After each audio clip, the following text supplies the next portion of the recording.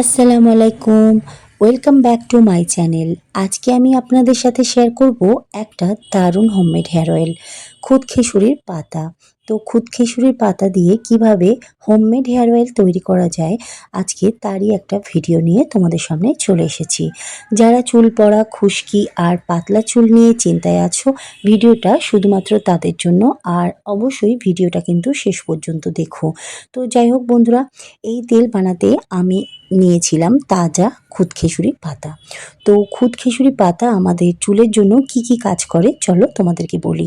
তো সবার আগে দেখো, চুলের গোড়া মজবুত করতে কিন্তু খুদ খেসুরি পাতা খুব সাহায্য করে।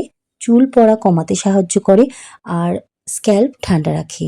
খুশকি ও চুলকানি কমাতেও সাহায্য করে। চুল ঘন ও শক্ত করতে সাহায্য করে। প্রথমে আমি খুদ খেসুরি পাতাগুলো ভালো করে পরিষ্কার পানিতে ধুয়ে নিচ্ছি, কারণ যে কোনো পাতা ব্যবহার করার আগে ভালোভাবে ধুয়ে নেওয়া খুবই জরুরি। পাতার উপর অনেক সময় মাটি, ধুলো বা ছোট ছোট পোকা থাকতে পারে, তাই আমি ভালো করে পরিষ্কার করে কিন্তু পাতাগুলোকে ধুয়ে নিচ্ছি। আমি কিন্তু এখানে 2 থেকে 3 বার কিন্তু পাতাগুলোকে ভালো করে ধুয়ে নিয়েছি। তারপর দেখো, পাতাগুলোকে আমি পানি ঝরানোর জন্য এরকম একটা চুপড়ির মধ্যে কিন্তু রেখে দিচ্ছি। এরপর আমি নিয়ে নিয়েছি একটা পেঁয়াজ, তারপর নিয়ে নিয়েছি 2টো রসুন। এখন আমি যোগ করছি পেঁয়াজ। অনেকেই জানে না, কিন্তু পেঁয়াজ চুলের জন্য সত্যিই অনেক উপকারী একটি উপাদান। পেঁয়াজের মধ্যে থাকে প্রচুর পরিমাণে সালফার। এই সালফার আমাদের চুলের গোড়ায় পুষ্টি দিতে সাহায্য করে। যাদের চুল খুব বেশি পড়ে যাচ্ছে, গোড়া দুর্বল হয়ে গেছে, তারা নিয়মিত পেঁয়াজ ব্যবহার করলে উপকার পেতে পারেন।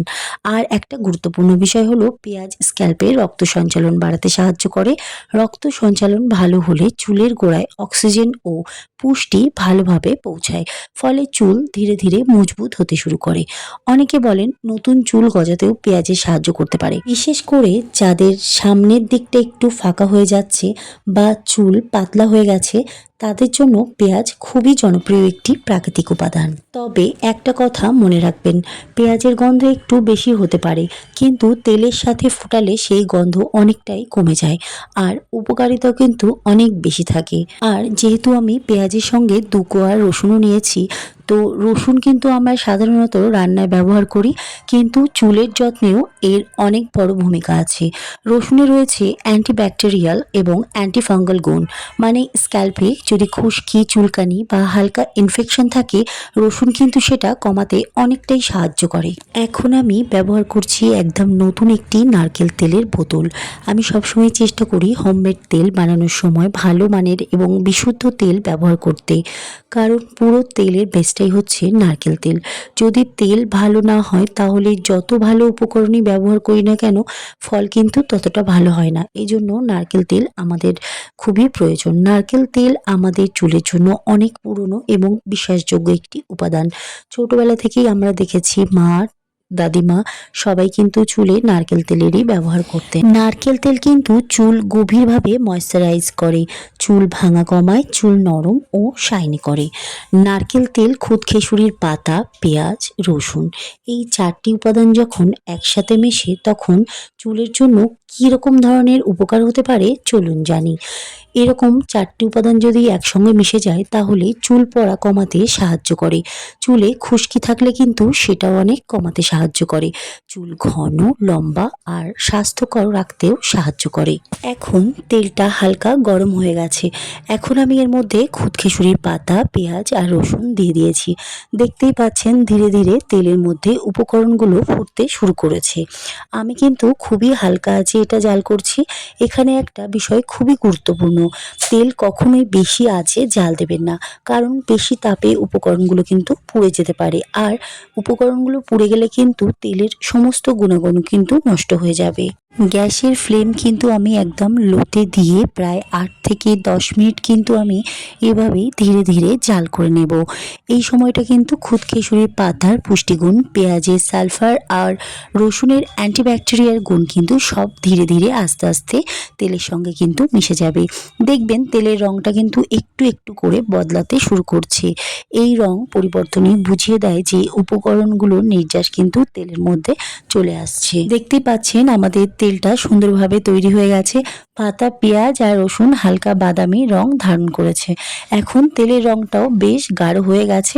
এই অবস্থায় আমি চুলা বন্ধ করে তেলটা কিন্তু অনেকক্ষণ আগেই আমি নামিয়ে নিয়ে এসেছি। এখন আমি এই তেলটা কিন্তু ঠান্ডা হতে দেব। তো যাই হোক বন্ধুরা, তেল কিন্তু আমার ঠান্ডা হয়ে গেছে। আর তারপরে কিন্তু দেখো বন্ধুরা, আমি এরকম একটা কাচের পাত্র নিয়ে নিয়েছি এবং তার মধ্যে কিন্তু আমি ছেঁকে নিচ্ছি।